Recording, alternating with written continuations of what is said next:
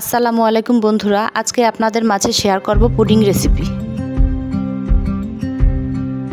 তো চলুন শুরু করি আজকের রেসিপি। প্রথমে একটি পাত্রে আধা কেজি দুধ ঢেলে নিচ্ছি।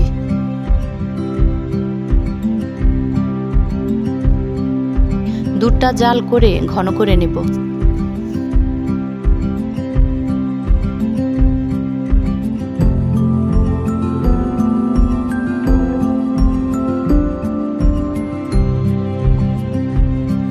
দুধটা ঠিক এরকম ঘন করে নেবেন। এরপর ক্যারামেল বানানোর জন্য একটি পাত্রে 2 চা চামচ পানি এবং 4 চা চামচ চিনি দিয়ে চুলায় বসিয়ে দিলাম। দেখুন ক্যারামেলের রংটা ঠিকমতো চলে এসেছে। এখন পাত্রে ঢেলে নেব। ক্যারামেলটা পাত্রে ছড়িয়ে দিয়ে একটু সেট হওয়ার জন্য রেখে দেব।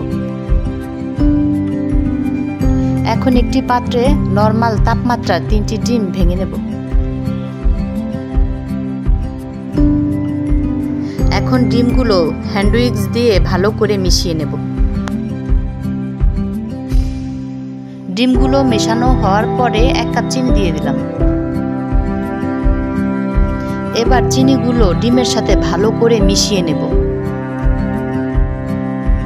জাল করা দুধ ঠান্ডা হলে ডিমের ভিতরে ঢেলে দেব। এবার এগুলো ভালো করে নেড়ে মিশিয়ে নেব। একটি ছেঁকনির সাহায্যে এগুলো ক্যারামেলের পাত্রে ছেঁকে ঢেলে দিব। একটি পাত্রে অল্প একটু পানি নিয়ে স্ট্যান্ড বসিয়ে তাতে পুডিংয়ের পাত্র বসিয়ে দিলাম। আগুনটা মিডিয়াম আঁচে রাখতে হবে। এখন 30 মিনিট পর ঘুরে এসেছি। ফ্রিজে কিছুক্ষণ রেখে ঠান্ডা হওয়ার পরে আপনারা দেখতেই পাচ্ছেন এখন ফাইনাল লুক। ভিডিওটি ভালো লাগলে লাইক, কমেন্ট, সাবস্ক্রাইব করবেন।